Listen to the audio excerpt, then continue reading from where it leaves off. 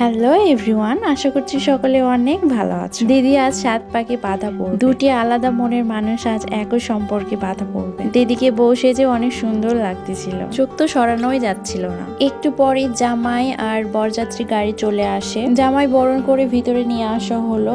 এদিকে ছবি তোলবার জন্য স্টেজ তো আমরা ফাঁকাই পাচ্ছিলাম না। স্টেজের উপর অনেক ভিড় আর সময়ের জন্য আমাদের গ্রুপ পিকচার তোলা হয়নি। মনের দুঃখে আমরা বাড়ির ভিতর অন্ধকারেতে কিছু ছবি তুলতেছিলাম আর অনেক মজা করতেছিলাম। বিয়ে মানেই তো অনেক মজা, তাই না?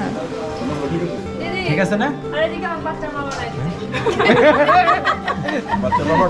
তারপর আমরা সবাই একসাথে খেতে এলাম। ফ্যামিলি সবাই একসাথে একই টেবিলে বসে খাওয়ার একটা আনন্দ আলাদা। আর আমাদের অন্য সময় থেকে খেতে বসলে অনেক মজার মজার গল্পের কথা মনে পড়ে যায়। আমাদের সবার গল্প আর আমাদের খাওয়া শেষ হতে অনেক কিন্তু টাইম লাগে। যাই হোক, খাওয়া শেষ করে আমরা দিদির সাথে এসে সবাই আড্ডা দিতেছিলাম। দিদিরও কিছু ছবি তোলা হলো। মূল বিয়েতে যাওয়ার আগে বরকনের আলাদা আলাদা কিছু রিচুয়াল থাকে, সেগুলো এখানে মানা হচ্ছিল। এখানে বরণ পর্ব ছিল, পুরাতন জামাই বরণ, মামা বরণ, নতুন জামাই বরণ, আরো কত কি জানি। তোমারটা স্টেজে দিদি আমার একটা সুন্দর করে নিয়ে তুলে দিদি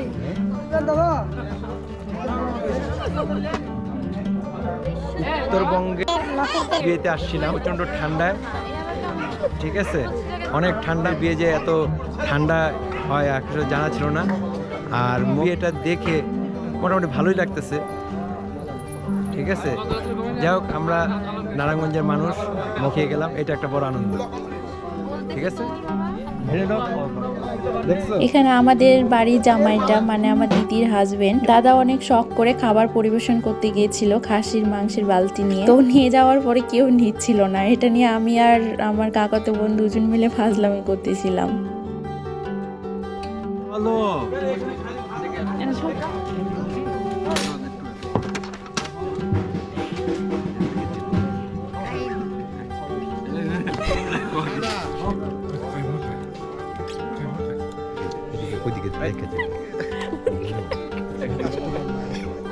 দাদার ফিলিংসটা একটু বলেন। কাস্টমার স্যাটিসফাইড না, আমাদের হাতে নিবে না, পছন্দ হইতেছে না। সব জামাইরা মিলে দিদিকে নিয়ে আসতেছিল বিয়ের মণ্ডপে। লগ্ন শুরু হয়ে গেছে, এখন 7 পাক মালা বদল, শুভ দৃষ্টি হবে।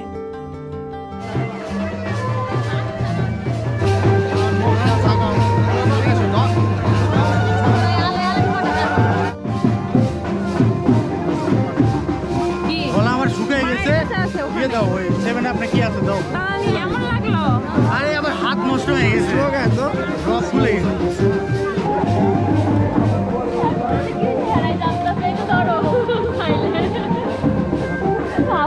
খাইতে বলতেছে না।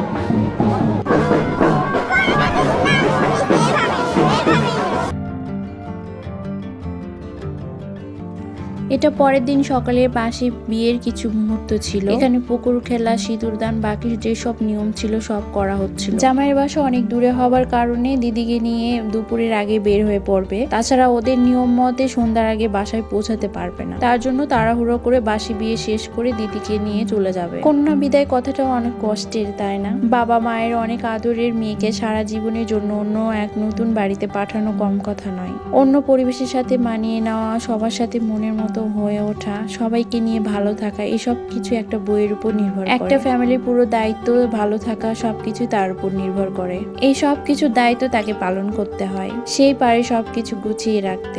সব শেষে দিদি যেন সারা জীবন তার নতুন ফ্যামিলি, হাজবেন্ড নিয়ে হ্যাপি থাকে, এটাই ভগবানের কাছে প্রার্থনা করি। বিয়ের ভিডিওটা 1 বছর আগের, কিন্তু এটা আমার কাছে অনেক। এখনকার পরিবেশ পরিস্থিতি সবাই একসাথে হওয়া হয়, এখানে সবাইকে দেখতে পাবো। তারপরেও দিন শেষে সবাইকে খুব খুব মিস করি।